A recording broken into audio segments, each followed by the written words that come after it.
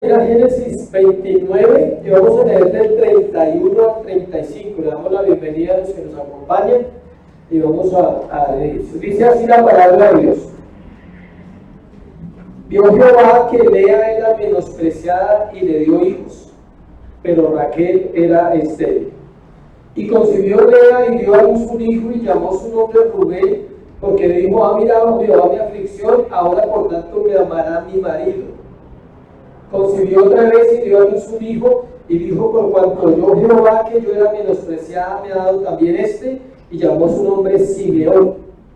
Y concibió otra vez y dio a luz un hijo, y dijo ahora esta vez se unirá mi marido conmigo, porque le he dado a luz 3 hijos, por tanto llamó su nombre Leví.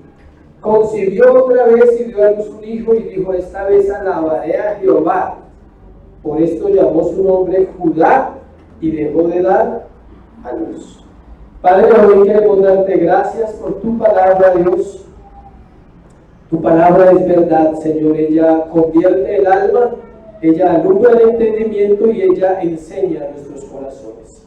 Bendícenos en este tiempo con tu Espíritu Santo, que hable a los corazones de la iglesia, de todos aquellos que vienen, porque necesitamos escucharte.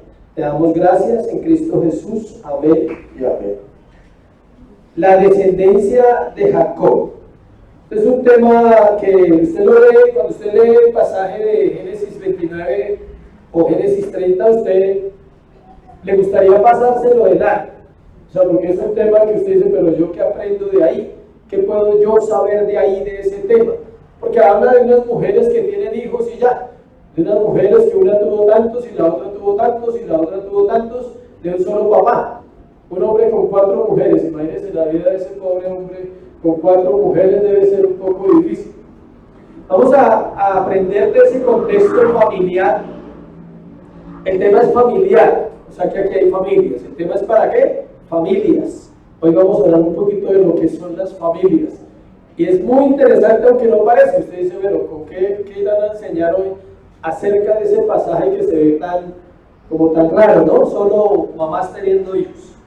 Vamos a aprender algunas cosas, algunas lecciones acerca de la llegada y la convivencia de Jacob con la familia de su tío. Recordemos que Jacob llega donde su tío y trabaja 7 años para casarse con la mujer que él amaba, que se llamaba ¿cómo? Raquel. Y resulta que el día del matrimonio le dieron otra. No le dieron a Raquel, se le dieron a Lea, a la otra hermana. Ya todo empezó mal ahí. Jacob sirvió otros 7 años por Raquel, y ahora vamos a ver qué pasó en esos 7 años. O sea, el pasaje que vamos a ver hoy, desde Génesis 29 del 31 al 35 y Génesis 30 del 1 al 24, son 7 años de la vida de ¿quién? De Jacob. 7 años haciendo hijos.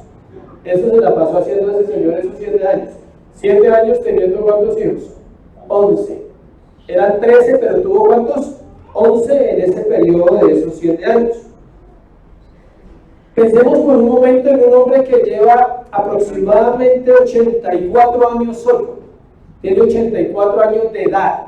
A los 76 salió de su casa, pasaron 7 años trabajando por Raquel, tiene 83, pongámosle 84, empieza su vida marital, porque él no ha tenido vida marital, él estaba trabajando por Raquel, y empiezan 7 años, o sea, desde los 84 a los 90, empieza su vida marital, pero no empieza como todos empezamos de pronto, con un noviazgo y con una mujer, empieza con 4 de una.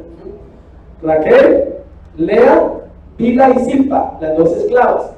Entonces yo no quiero estar en los zapatos de Jacob con 4 mujeres. Con una es suficiente, con una basta, ya uno debe aprender a vivir con una mujer. Aclaremos algo, y es no caer en este error de pensar que Dios aprobó esos matrimonios. Dios nunca aprobó los matrimonios cuando hay poligamia, y nunca va a aprobar ni 2 matrimonios ni 3 matrimonios. Aprueba una relación entre un hombre y una mujer. El hecho que él no diga nada por ahora no es que él esté de acuerdo. Él se va a manifestar en su momento. La justicia y la providencia retributiva, ¿qué es eso? Es decir, que hay una retribución a todos los actos que nosotros hacemos. Nos va a mostrar a través de la historia que vamos a continuar semana tras semana la vida de sufrimiento de Jacob y su familia disfuncional. Las familias disfuncionales no comenzaron ahorita. Las familias disfuncionales comenzaron en la Biblia. Es una familia rara. 2 hermanas con un mismo marido y cada una tiene esclavas. Y va a empezar una competencia terrible para ver quién se queda con el corazón del marido de Jacob. Lastimosamente brota el corazón de todos. De Raquel, de Lea, de Jacob, y las esclavitas que les toca hacer lo que les digan, dicen por ahí. Empecemos con algo notable antes de entrar en el tema, y es que Dios no bendijo a la amada. ¿Quién era la amada? Raquel. ¿Y cuál era la no amada? ¿Y a quién bendijo Dios? A la no amada. Porque sabe que Dios bendice a los no amados, a los menospreciados. A Él le encanta ese tipo de personas. ¿Para qué? Para bendecirlos. Lea no era amada y Lea era ¿qué? Menospreciada. Ahorita lo vamos a ver en los textos. Y ella fue la mamá de Judá, de quien vendría a nacer ¿quién? Cristo. Y fue la mamá de Leví, que vendría a ser la tribu sacerdotal, de donde nacerían todos los sacerdotes que sirven a ¿quién? A Dios. El cuadro de esta historia es una muestra clara de la lucha humana por conformarse a la voluntad de Dios. Escuche, para las familias. Hay una gran lucha en las familias de querer tener la familia más bonita del mundo. ¿Qué mujer no quiere el mejor hombre del mundo? ¿Y qué hombre no quiere la mujer que no hable? Algunos lo entendieron, otros no. ¿Qué hombre no quiere una mujer que no hable y qué mujer no quiere el romántico eterno? Para que lo entendamos más. La lucha de las mujeres es que los hombres seamos románticos y la lucha de los hombres es que ellos no nos digan nada. ¿Quedó claro? Para hombres y mujeres es así. El hombre le encanta una muda y al otro le encanta, y a ella le encanta un romántico. Ese es un patrón de las parejas y eso no es de ahora, eso es de siempre. Tratando de luchar por esa situación de pareja y aun cuando hay hijos en algunos casos, terminamos siempre buscar hacerlo como, a mi manera. O sea, como yo creo que es, y nos equivocamos, porque hay una manera como Dios la estableció. Vamos a avanzar mirando cómo se constituyó la familia de Jacob, y veremos más del corazón de las hermanitas que tienen el mismo marido, aparte lo comparten con sus esclavas. Todo eso solo va a dar un resultado, problemas. No va a dar sino ¿qué? Problemas. ¿Por qué? Porque Dios no aprueba nunca ese tipo de relaciones. Y nuestra gran familia cristiana, que es el caso de la familia de Israel, empezó mal. Y Dios por el camino fue ¿qué? Perfeccionando. Si pueden hacer más ruido, mejor, igual. Por favor, si es que están haciendo mucho ruido. Vamos a lo primero. Lo primero es del versículo 31 al 35, los primeros hijos de Jacob se llama. Ahí en la diapositiva dice los primeros hijos de Jacob. Pusimos un árbol porque representa la genealogía, cómo es un árbol genealógico. Antes de entrar en los versículos, hagamos un alto y miremos algo de tiempo en la vida de Jacob. Estamos ubicados en el año 930 antes de Cristo y vamos hasta el 910, es decir, 20 años van a pasar de la historia de Jacob allí en ese territorio. Duró 7 años hasta que se casó con Lea, luego trabajó otros 7 para pagar el tiempo por Raquel y luego trabajó 6 años más antes de salir para regresar a la tierra de sus padres. Es decir, duró 20 años trabajando con el suegro. Ya vamos a entrar a los textos. Tuvo 11 hijos en un periodo de 7 años. 6 hijos con Lea y una hija que se llamaba Dina. Tuvo 2 con Bila, 2 con Silpa y con Raquel tuvo uno al final que se llamaba ¿cómo? José. Jacob tiene 83 años y entre los 83 y los 90 engendra 11 hijos. Más de uno por año para que haga cuentas. Esto nos da una pista o un dato de la Biblia, que el orden de los hijos de José no es cronológico. Nosotros siempre hemos pensado que es cronológico. No. Es decir, que hubo un momento en que varias estuvieron. Claro, porque son solo 7 años y son 11 hijos. es más de uno por año. O sea, hay un momento en que algunos tal vez nacieron contemporáneos. Eso nos da pistas de que no son en orden cronológico. Vamos al versículo 31 y vamos a ir explicando versículo por versículo. Dice así: vio Jehová que Lea era menospreciada y le dio hijos, pero Raquel era estéril. Centrémonos en la primera frase: vio Jehová. Dios ve. Es una expresión que indica que Dios va a actuar. Siempre que usted lee en la Biblia esa frase, y vio Jehová tal cosa, es porque Él va a intervenir. Él va a actuar sobre ese asunto. Actúa a favor del débil, del menospreciado. El término menospreciada se refiere a ser amada menos. Jacob amaba a Raquel, pero Dios le concedió hijos a la no amada, y la amada era estéril. ¿Sí ven cómo es Dios? No es a la manera de nosotros, es a la manera de ¿quién? De Dios. Versículo 32 dice: concibió Lea y dio a luz un hijo y llamó su nombre Rubén, porque dijo: ha mirado Jehová mi aflicción, ahora por tanto me amará mi marido. Lea tiene su primer hijo y el texto dice que ella es temerosa. Imagínense que salió más temerosa la menospreciada que Raquelita. Ella es más cuidadosa de Dios, porque dice que ella siempre nombra a Dios. Dice: concibió Lea y dio a luz un hijo y llamó su nombre Rubén, porque dijo: ha mirado Jehová mi aflicción, ahora por tanto me amará mi marido. Qué duro luchar por el amor de un hombre, ¿no? Y hacer tantas cosas que de pronto uno dice: ¿están bien o están mal? No sabemos. Pero aquí la competencia es especial. Empieza un proceso para ganarse el corazón de Jacob. El término que se usa para el significado de Rubén se llama Ben, de ver, Ben. Y ella dijo: Dios me vio. Y Rubén es el mayor de todos, es el primogénito de Jacob. Versículo 33: concibió otra vez y dio a luz un hijo y dijo: por cuanto oyó Jehová que yo era menospreciada, me ha dado también este, y llamó su nombre ¿qué? Simeón. Note que van dos atributos de Dios: Dios ve y Dios ¿qué? Oye. Porque ahí dice el texto: y dijo Jehová, dice, por cuanto ¿qué? Oyó. Lea tiene un segundo hijo a quien llama Simeón. Simeón significa oír. El hecho que ella usara los dos verbos es porque hace referencia a lo que Dios hace con los menospreciados: los ve y los oye. Dios ve los menospreciados y los oye. La lucha por ocupar un segundo lugar era fuerte y tenía que soportar los desplantes de Raquel. Ella siempre ha ocupado el segundo lugar. Por eso no se puede tener dos mujeres, porque alguna de las dos va a ser ¿qué? Herida. Siempre. Y ese no es el orden divino. El orden divino es una esposa, una mujer. Porque si hay dos, el hombre no tiene la capacidad de repartir su corazón y de amar. Va a amar a una y va a menospreciar a la otra. Siempre va a pasar así. Versículo 34. Hoy parece un hospital, ¿no? O sea, nace uno, nace otro, nace otro. Concibió otra vez y dio a luz un hijo y dijo: ahora esta vez se unirá mi marido conmigo, porque le he dado 3 hijos. Por tanto, llamó su nombre ¿qué? Leví. El tercer hijo de Lea, y ella sigue solo con un objetivo. Si usted lee detalle la Biblia, el detalle, siempre está pensando en ¿qué? En Jacob.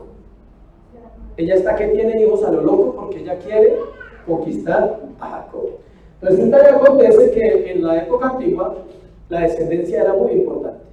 Entre más hijos tuviera un hombre, más respeto tenía. Entre más grandes fueran las familias, mejor. Más poder económico, más poder en territorio, más oportunidades de tener ¿qué? Pues un pueblo. ¿Cómo se formaron los pueblos? A través de familias grandes. Imagínense una familia con 30 hijos. ¿Cuántos nietos? ¿Cuántos bisnietos? Ya estamos hablando de cientos. Entonces, ella conoce esa cultura y ella dice: ya van 3, aquí me lo gano. Aquí ya es mío. O sea, ya con 3 él no puede ponerse a decir nada. Dice que el tercer hijo de Lea, y ella sigue guardando la esperanza que su marido se una a ella, y la ama igual o más que a Raquel. El nombre de su hijo es Leví, que significa unido o atado. quien sería el que inició el ataque traicionero contra los hombres que violarían a su hermana más adelante. Dina, la hermana de ellos, va a ser violada, eso lo vamos a ver en Génesis 34, y él es uno de los que va a iniciar esa guerra contra ese pueblo, pero también es el hombre del cual van a nacer ¿quién? Los sacerdotes, la tribu de Leví.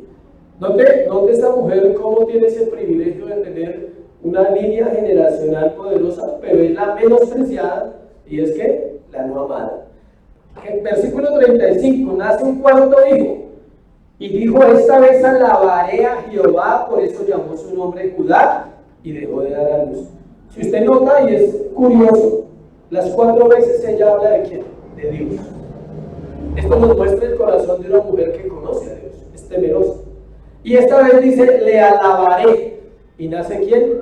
Judá. Esta era una bonita familia, de esas especiales que usted se imagina en la tierra. Judá va a dormir con la nuera mucho más adelante. Es una joya. O sea, esto es una historia familiar espectacular, del espacio. ¿Cuántos escucharon El Espacio, el periódico? Es así, solo titulares espectaculares. Y Laura en América, algo así. Sí, porque el uno va a matar un poco de hombres porque le viola la hermana. Judá va a dormir con la nuera porque se le murió el hijo y no le dio otro hijo, y así. Rubén va a dormir con una madrastra. O sea, estos 4 tienen historia. Entonces vamos a ir poco a poco descifrando la historia de los hijos de Jacob. Por ahora vamos a ver cómo nacieron. Judá vendría a ser un nombre importante en la Biblia. Toda la Biblia habla de Judá, porque es de la tribu de Judá que nace el rey David, y es de la tribu de Judá que nace ¿quién? Jesucristo. El Señor Jesucristo nace de la tribu de Judá, por eso se llama como el león de la tribu de Judá. Ese nombre viene por esa tribu que él nace. Pasemos al siguiente pasaje, los otros hijos de Jacob. ¿Cuántos van hasta ahí? 4 hijitos por ahora. Del 1 al 13 dice: viendo Raquel, aquí entra la amada, la que era especial, que no daba hijos a Jacob, tuvo que envidia de su hermana y decía a Jacob: dame hijos, si no, me muero. Brota el corazón. Jacob formó un hogar con 2 mujeres primero, todavía no entran las esclavas, lo cual suena contradictorio. De ahí nos damos cuenta que los problemas que enfrentaría por ello van a ser muy especiales. Si alguna vez en la vida estas 2 hermanas, Lea y Raquel, tuvieron una buena relación, ahora es difícil. Lea sufre por ser la segunda y Raquel sufre por no tener hijos. ¿Sí ven? La una sufre porque siempre es la segunda y ya tiene 4 hijos. La otra sufre porque aunque es la amada, es estéril. Y la esterilidad es un símbolo de maldición en el Antiguo Testamento. ¿Por qué? Porque dar hijos era una bendición. Los hijos de Jacob no fueron fáciles, aunque hubo unas excepciones por misericordia. El ejemplo de su padre, o sea, de él, de Jacob, de las madres de esos muchachos, no era suficiente para formar a nadie. Y escucha esto, padres, una realidad dura, pero que tenemos que asumirla. Los padres fallamos siempre. Nunca tenemos la capacidad de formar a nuestros hijos como la Biblia enseña. Y esto también es importante. Lo que son nuestros hijos es por gracia y por misericordia. No porque usted lo haya hecho. No porque usted haya educado, haya formado, porque ningún hombre tiene la capacidad de formar a otro hombre en los caminos del Señor. Así uno los instruya, ellos siempre van a ser ¿qué? Pecadores, como usted y como yo. Entonces, como padres debemos confiar en ¿qué? En la gracia, en la misericordia del Señor. Versículo 1 y versículo 2 aparece Raquelita llena de envidia, lo cual describe su carácter muy bien. Raquel era muy envidiosa. No sé si es un nombre es una característica del nombre, pero suele suceder. Es así. No sé si es algo casual. Raquel se da cuenta que no puede dar a luz. Esto dice verdades de la relación con Jacob. Había sexo, pero no hijos. Mientras que había sexo con Lea, pero habían hijos. ¿Sí ven la lucha? O sea que el hombre era bastante fuerte. 83 años y estaba para allá y para acá. Por algo así. Y vamos a ver. Como sabemos, la esterilidad, ya le dije, es una señal de maldición. Y la esposa de Isaac era estéril, y la esposa de Abraham era ¿qué? Estéril. Es decir, Sara, la esposa de Abraham, era estéril, Rebeca, la esposa de, Sara, la esposa de Abraham, Rebeca, la esposa de Isaac, y ahora Raquel, la esposa de Jacob. O sea, era algo familiar, una herencia familiar en esta área. La palabra envidia en el hebreo es batekane, y significa lo siguiente para que los envidiosos aprendamos. Sentimiento que se alberga hacia otros cuando tiene algo que yo deseo y no lo tengo. Eso es envidia. Sentimiento que se alberga hacia otros cuando tiene algo que yo deseo y no lo puedo tener o no lo tengo. En su desespero ella comete un error. Le pide hijos a su esposo y su esposo le responde. Ahí dice versículo 1 del capítulo 30. Viendo Raquel que no daba hijos a Jacob, tuvo envidia de su hermana y decía a Jacob, dame hijos o si no me muero.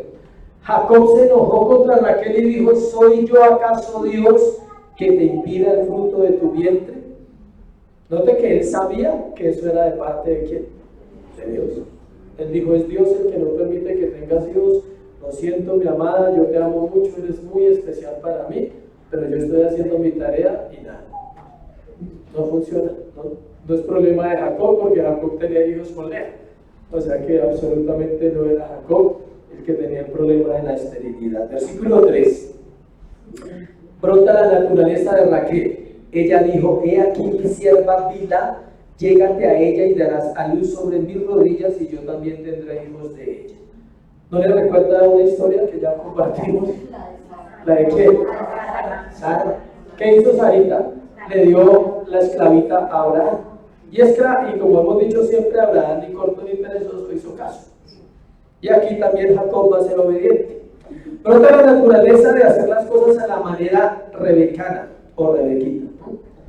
También Rebeca era otra especial. ¿Qué hizo Rebeca? Engañó a Isaac para robar la bendición de su hijo. Ella dice, como sea, pero aquí hay que tener hijos. No puedo, entonces acudió a la tradición, acudió a la cultura. Según la tradición y la cultura, los hijos de la esclava eran hijos de ¿quién? De la ama. ¿Por qué? Porque un esclavo no tiene derechos. Todo lo que el esclavo tenga es de ¿quién? Del amo. Entonces los hijos de Bilha vendrían a ser hijos de ¿quién? De Raquel. Y ella responde él dice que ella le da a Bilha a Jacob. Y en el versículo 4 vemos la respuesta de Jacob. Así le dio a Bilha su sierva por mujer y Jacob se llegó a ella. Hizo la tarea y concibió Bilha y dio a luz un hijo a Jacob y dijo entonces Raquel, oiga, me juzgó Dios y también oyó mi voz y me dio un hijo, por tanto llamó su nombre Dan. La palabra Dan significa él juzgó. Entonces ella está haciendo su propia interpretación. Dice, ya Dios me juzgó, ya me bendijo con un hijo. Se llama como Dan. Luego dice el versículo 7, concibió otra vez Bilha, sierva de Raquel, y dio su segundo hijo a Jacob. Y dijo Raquel, con luchas de Dios he contendido con mi hermana. ¿Sí ven? Y he vencido. Y llamó su nombre ¿qué? Neftalí significa luchas. Note que ella misma está diciendo con sus palabras que ella lucha con ¿quién? Con su hermana. ¿Cuál es la lucha que tiene Raquel con Lea? Que es fructífera, que Lea es fructífera, que ella tiene hartos hijos. Raquel no ha podido tener hijos, van 4-2, por ahora el marcador va así, 4-2, es un partido, 4 para Lea, 2 para Raquel, porque los hijos de la esclava valen como si fueran hijos de ella. Sigamos leyendo, versículo 9. Viendo pues Lea que había dejado de dar a luz, note esa competencia tan terrible que tenemos aquí. Tomó a Zilpa su sierva y dio a Jacob por mujer. Entonces hizo lo que la hermana hizo. Digo, bueno, mi hermana le dio a Bilha, entonces yo voy por más, antes de que me empate. Si vamos 4-2, aquí yo sigo para adelante. Y ella sigue avanzando, dice. Y Silpa, sierva de Lea, le dio a luz un hijo a Jacob. Y dijo Lea, vino la aventura y llamó su nombre ¿qué? Gad. El nombre Gad significa fortuna, suerte. Es decir, ella dijo, aquí voy, otra vez me ha ido bien, ya tengo otro hijo, sigamos ahí. Dijo Lea, verso 12, luego Silva, la sierva de Lea, dio a luz otro hijo. Y dijo Lea, para dicha mía, porque las mujeres me dan dichosa. Y llamó su nombre, ¿qué? Aser. Y Aser significa feliz. O sea, ella está contenta, dice, al fin voy a ser mejor que mi hermana. Note que hay una lucha en el corazón de nosotros por ser mejores que los demás. Esta historia ilustra muy bien el carácter de una familia común y corriente, donde hay luchas, donde hay envidias, donde hay hermanas, hermanos, donde siempre queremos la mejor posición. Eso es natural en la vida del hombre, querer la mejor posición. Y ella está feliz, está contenta porque ya tiene ¿cuántos? 6-2, vamos por ahora. 6 Lea, 2 Raquel, así va el marcador. Es interesante ver cómo el pecado contamina. Raquel era envidiosa, pero Lea cayó en lo mismo. Al darle la esclava a Jacob, era una competencia por el amor de un hombre. ¿Sí que Lea se volvió igual? ¿Usted le da la esclava? Yo también tengo esclava, entonces vamos con esclavos. ¿Listo? A ver qué más va a pasar. Eso aquí sigue la historia, vienen los conflictos. Tercer punto, las consecuencias de la poligamia. Vamos a ver cómo nace el conflicto en esta pareja, en esta familia disfuncional, perdón. Versículo ¿qué? 14. Fue Rubén. ¿Quién era Rubén?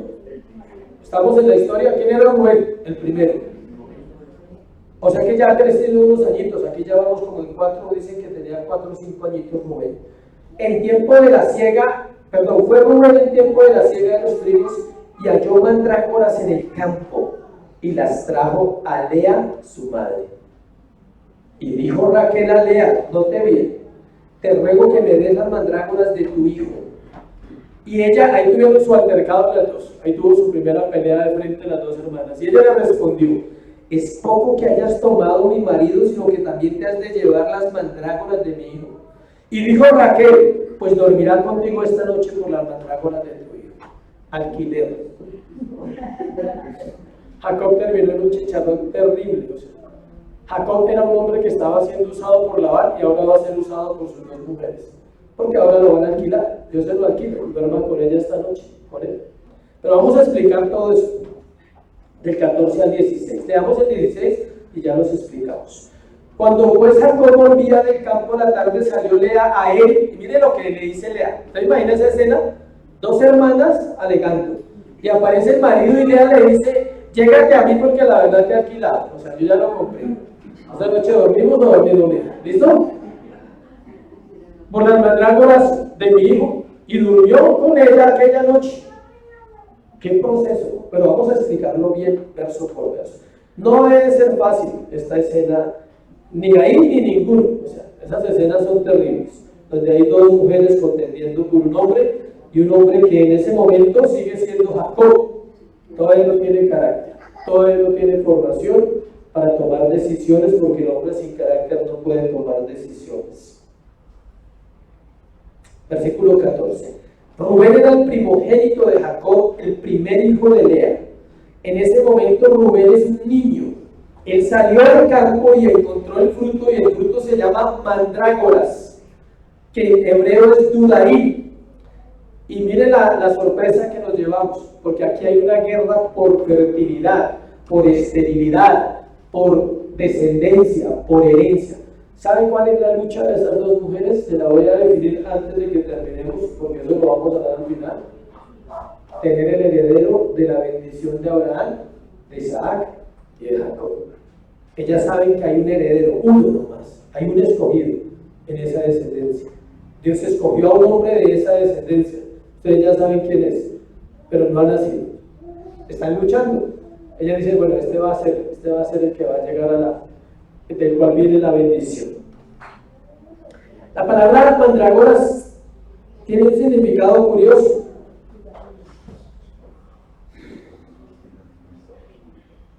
Significaban los frutos del amor. Es decir, que según la cultura, escuche, según la cultura, eran frutos ¿qué? Afrodisíacos. Según la cultura. O sea, eso no es de ahora que los afrodisíacos existen. Siempre han existido esas ideas, esas tendencias. Se llamaban los frutos del amor Y Rubén trajo las mandrágoras. Raquel le dice a Lea que se las dé, le dice, deme las mandrágoras de Rubén. Lea aprovecha y le saca la espina, le dice, o sea, usted se queda con mi marido, aparte de eso tengo que darle lo que mi hijo va a traer. O sea, tienen su discusión ahí. O sea, no solo tiene mi marido, también ahora quiere lo que mis hijos consigan, o sea, el fruto que ellos traen del campo, porque era una fruta. Versículo 16, Raquel le dice, pues te lo alquilo. Esta noche se lo alquilo. Aquí hay mucho para hablar, escuche. Jacob pasó de ser un pastor de su casa a ser un producto comercial. No solo por Labán, que lo estaba usando como empleado, ahora lo vive en su propia familia. Una esposa lo está alquilando y ni siquiera él sabe. Él no sabe nada. Imagínense un hombre con 4 mujeres y trabajando. Lo único que hacía era trabajar y tener hijos, no más. Él está en su proceso de aprender. Jacob regresa de trabajar y se encuentra con la sorpresa. Lea le dice, ya está alquilado, listo. Es fácil juzgar a Jacob, pero tengamos un poquito de ternura y paciencia con el pobre Jacob hoy. Miremos un poco su situación. Su vida no era fácil, cumplir con 4 mujeres, ser padre de muchos hijos, soportar a un suegro engañador, trabajar y trabajar. Esa era la vida de Jacob. Sin duda eso lo llevó solo a una cosa, a desear volver a su tierra, que es lo que vamos a ver dentro de 8 días. Dentro de 8 días vamos a empezar cómo él desea ahora volver a la casa de su padre. ¿Por qué? Porque está en una situación muy difícil. Está encerrado en una tierra donde él no sabe qué hacer. 4. Siguen naciendo hijos. Siguen naciendo hijos. Versículo 17. Oyó Dios a Lea y concibió y dio a luz el 5.º hijo de Jacob. Otra vez vuelve Lea a tener más hijos. Y dijo Lea, Dios me ha dado mi recompensa por cuanto di mi sierva a mi marido, por eso llamó su nombre ¿qué? Isacar. Isacar significa alquiler. ¿Quién sabe por qué significa eso? Pero eso significa en el original alquiler. Pago, recompensa. O sea, ella dice, yo le di mi sierva, entonces Dios me está recompensando. Luego dice, después concibió Lea otra vez y dio a luz un 6.º hijo a Jacob y dijo Lea, Dios me ha dado una buena dote, ahora morará conmigo mi marido, porque le he dado a luz 6 hijos. Y llamó su nombre Saúl. Me parece triste una mujer que solo quiere tener hijos con un hombre para tenerlo a él. Siempre dice lo mismo, siempre está repitiendo lo mismo. Dice, ahora sí me va a amar, ahora sí se va a quedar conmigo. Ya le di 6. ¿Y dónde la esclava? 8. Vamos 8-2. Voy ganando. O sea, ella está feliz, ella dice, ya con 6, ese man no me deja nunca. O sea, ¿sí? Ese me va a amar toda la vida con esos 6 chinos que le he dado. Listo. Isacar significa recompensa, Zabulón significa una buena dote, es decir, como un buen regalo. Ahí cerramos a Lea, tuvo 6 hijos, y lo triste es este versículo 21, después dio a luz una hija y llamó su nombre ¿qué? Y no le dan ni significado. A todos los hijos le dieron significado, a la niña no le dieron nada. Lastimosamente la cultura hebrea, para ellos la mujer no era valiosa. Pero tranquilas mujeres, bueno, que Jesucristo vino a eso también, a restaurar el lugar de la mujer, a enseñarnos la importancia de la mujer en el corazón de los hombres. Amén. Pero en serio, el texto lo dice. Y después nació la chica y ya, y la llamaron Lina. No dice nada, no dice ni que dieron gracias a Dios, no dice que hubo un significado, no digo nada. Es un dato, pero es así, yo no puedo evitar lo que dice la Biblia. Ahí dice eso, que ella nació, pero que no pasó nada. Versículo 22. Y se acordó Dios de quién? De Raquel. Y la oyó Dios y le concedió ¿qué? Hijos. 7 años estéril. Los estudiosos dicen que Lina nació casi en el mismo tiempo de José, que eran contemporáneos. Dice, y concibió y dio a luz un hijo y dijo, Dios ha quitado ¿qué? Mi afrenta y llamó su nombre José, diciendo: añádeme Jehová otro hijo. Hasta aquí hemos hablado de 11 hijos de Jacob, 10 varones y una niña en 7 años. 11 hijos en 7 años. Pero escuchen, nada de eso ha cambiado la familia. La familia sigue igual. Las resillas siguen entre Raquel y Lea. Jacob sigue ocupado trabajando, le faltan otros hijos. Todavía le faltan 2 que los vamos a ver después.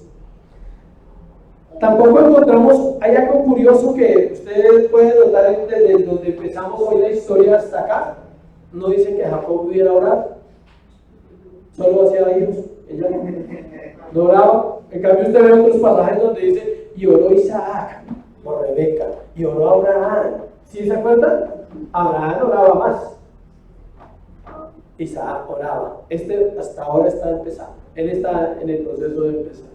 Ahí no dice nunca que él oró y dijo: Señor, concédele hijos a Raquel que es estéril, yo la amo. No, él hacía lo que le decía: duerma con esta, yo la alquilé. Él era aparentemente, sí, pero ese es un hombre sin carácter, para que sepa. Es un hombre que no tenía carácter para tener ni siquiera una mujer y tampoco para tener todos sus hijos. De ahí que la vida de Jacob es tan larga en el sufrimiento, porque él va a vivir desde los 90, desde ahí para adelante empieza un proceso de dolor en la vida de él, con lo que va a pasar con todos sus hijos, y va a perder a la mujer que ama. ¿Quién? Raquel. Cuando ella tenga el segundo hijo, ella va a morir. Ese ya es un proceso para el corazón de quién, de Jacob. O sea que ¿con quién terminó? Con Lea. Terminó con la no amada y con la no deseada. El Señor es así, Él sabe cómo hacer sus cosas. El nombre, el versículo 22 dice claramente: se acordó Dios de Raquel y la oyó. Esto quiere decir que Raquel oró, ella sí oró. En la Biblia hay algo importante, y es que tenemos que darle las virtudes cuando se las merecen, y tenemos que hablar mal de ellos cuando se lo merecen. Entonces Raquel era envidiosa unos añitos atrás. Ahí dice en el capítulo 31, dice: era envidiosa, pero bueno, se acordó de orar, y dice que Dios la oyó y se acordó de ella. Y podemos asegurar que esa frase no miente cuando dice que el Señor se acordó de ella. Es efectivamente porque le quitó la esterilidad, le dio fruto. O sea que ella tuvo que orar específicamente: Dios, dame ¿qué? Hijos. La oración específica siempre tiene respuestas. El nombre que le da a su hijo tiene un significado muy importante. Se llama Él añade. Eso significa José. ¿Y qué quería decir? Que venía otro hijo. Ella dice: y llamó su nombre José, versículo 24, diciendo: añádeme Jehová otro hijo. Ese hijo va a ser ¿quién? Benjamín, el hijo menor de los 12 patriarcas. Esto parece que dice que tiene que ver con nosotros en el siglo XXI, mucho. Nosotros venimos de esa descendencia de Jacob, de las 12 tribus, sobre todo el pueblo de Dios, para que ustedes sepan. El pueblo de Dios viene de esa herencia de la tribu, de los pueblos de Israel. José nace después de 14 años del trabajo de Jacob, 7 por Lea, 7 por Raquel, nace a los 14 años al final. Es decir que Jacob tiene 90 años de edad cuando nace su precioso José. ¿Quiere saber por qué? Yo sé que a usted le da curiosidad decir cómo un pastor o como un maestro encuentra los datos. Le voy a regalar los datos. Acompáñenme a Génesis 45, vamos a deducir la edad de él. Génesis 45, versículo 6, se adelanta un poquito ahí en las hojas. Versículo 6 dice: pues ya ha habido 2 años de hambre. ¿Cuántos años de hambre fueron? 7, ¿cierto? Dice que han pasado 2, 7 de abundancia, 7 de hambre, según el sueño que tuvo Faraón. Han pasado 7 de abundancia y hay 2 de hambre, nos dan 9 años. José está entre los 30 y los 31, o sea, más 9, 40 aproximadamente. Versículo 11 de 45, del capítulo 45. Y aquí te alimenté, pues aún quedan 5 años de hambre para que no perezcas de pobreza tú y tu casa y todo lo que tienes. Ahí encontramos la edad de ¿quién? De José.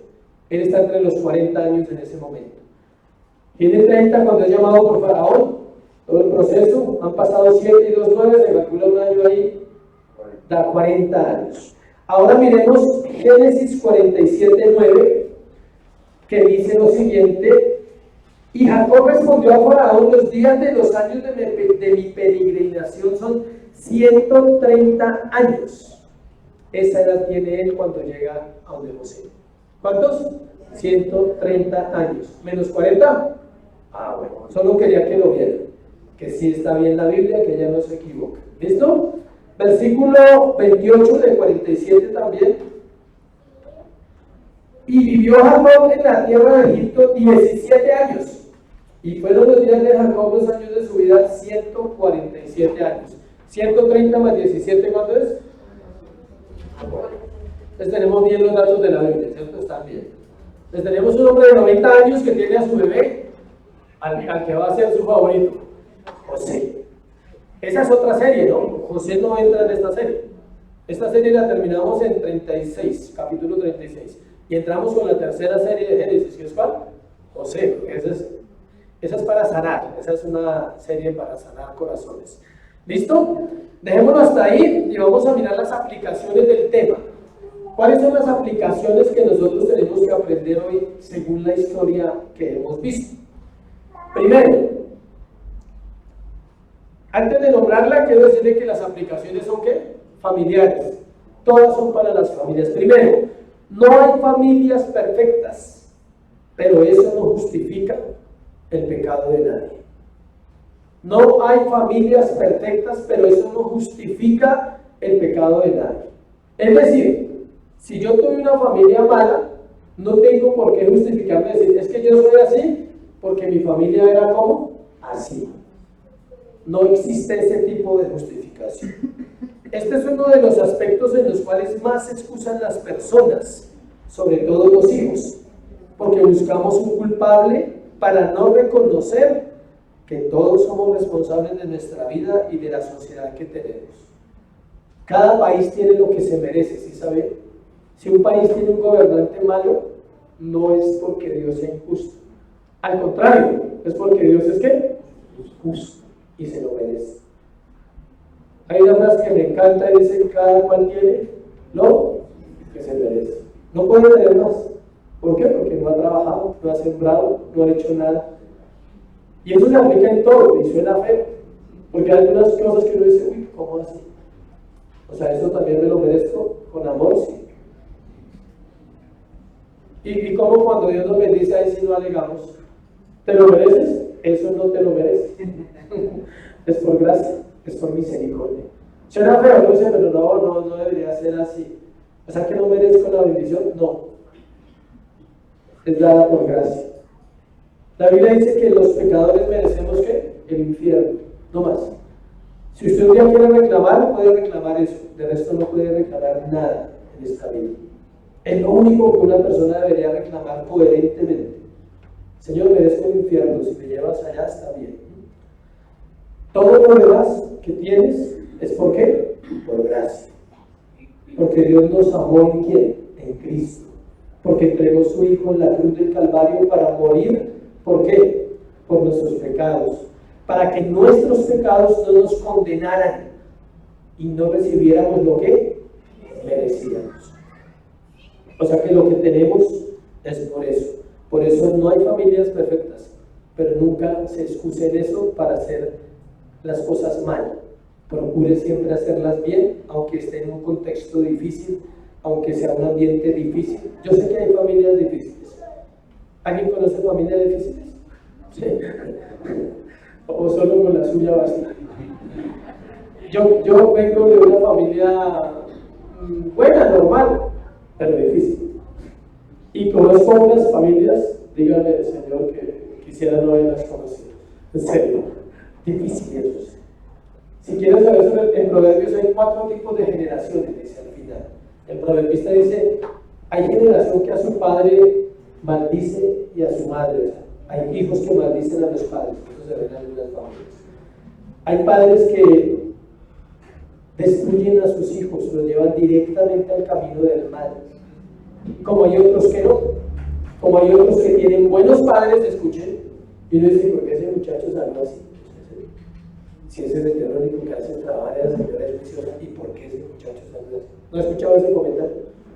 No, esta señora es una ángel y salió un demonio. Sí, yo he escuchado esos comentarios. Sí, que ese muchacho es terrible, pero ¿de dónde saldrías? Ahorita vamos a mirar de dónde salimos así. Segundo, siempre hay esperanza para la restauración de una familia. Lo que vimos hoy es la historia de una familia disfuncional que va a enfrentar demasiados problemas.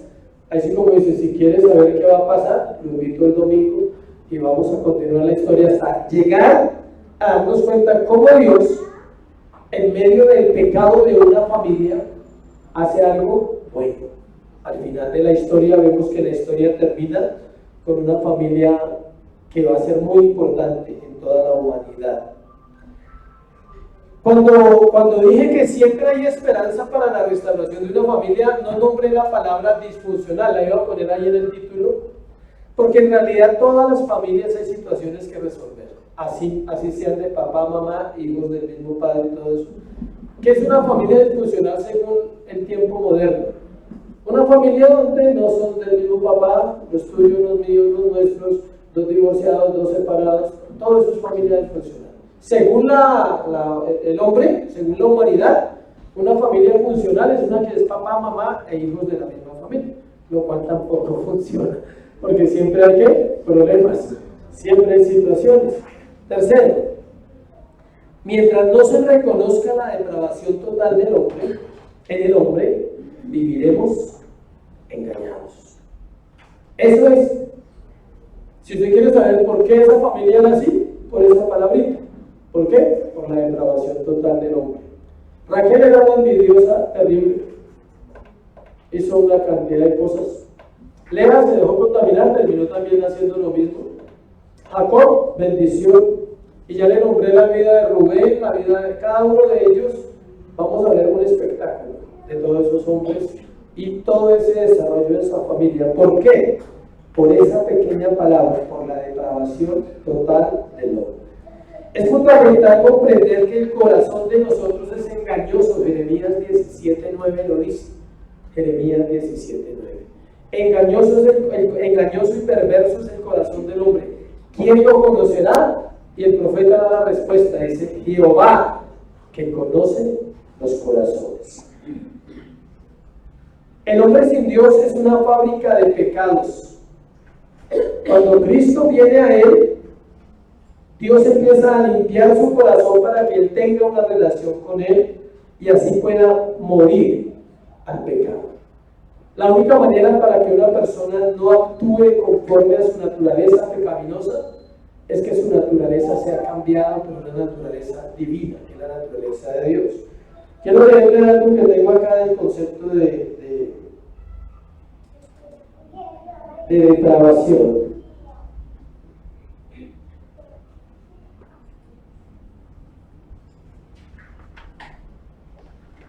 Es una ilustración para que usted entienda cómo es la naturaleza pecaminosa. Sostengo un libro en la mano, dice, lo suelto. ¿Qué pasa? Se cae. Yo tengo esto en la mano, no lo voy a soltar porque es la Biblia. Aquí lo tengo. Si lo suelto, se cae, obvio. ¿En qué dirección se cae? Hacia abajo, nunca hacia arriba. O si no, no se caería. ¿Por qué se cae? Porque responde a una ley que se llama la ley de la gravedad. Su propio peso lo hace ¿qué? Caer.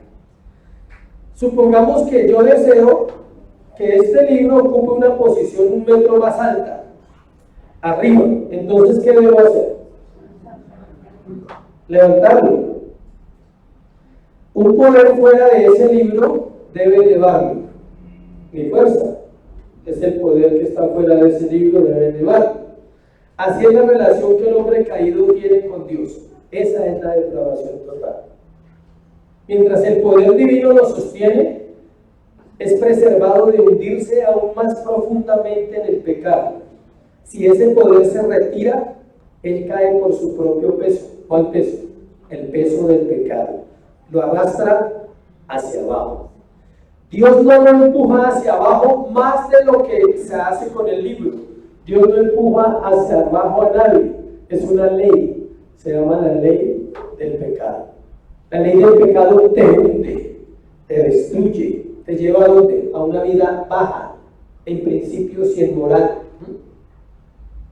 Dios no lo empujó hacia abajo a nadie, al pecador, más de lo que se ve en el ejemplo del libro. Toda restricción divina, toda restricción divina se elimina cuando el hombre peca. Es decir, usted rompe todo lo que Dios dice. Y todo hombre es capaz de llegar a ser un Caín, un Faraón o un Judas. No importa lo bueno que usted crea que es, todos podemos llegar a ser peores de lo que hemos sido. Entonces, ¿cómo puede el pecador moverse hacia el cielo? Es la pregunta. ¿Puede por un acto de su propia voluntad? ¿Este libro puede elevarse 1 metro solo? Saldríamos corriendo de aquí todos donde eso pase. Si donde ese libro se levante y levite solo, saldríamos asustados. No puede. ¿Qué necesita? Mi fuerza, en este caso, mi brazo. Entonces la pregunta es esa. ¿Puede el hombre por un acto de su propia voluntad vencer el pecado? No.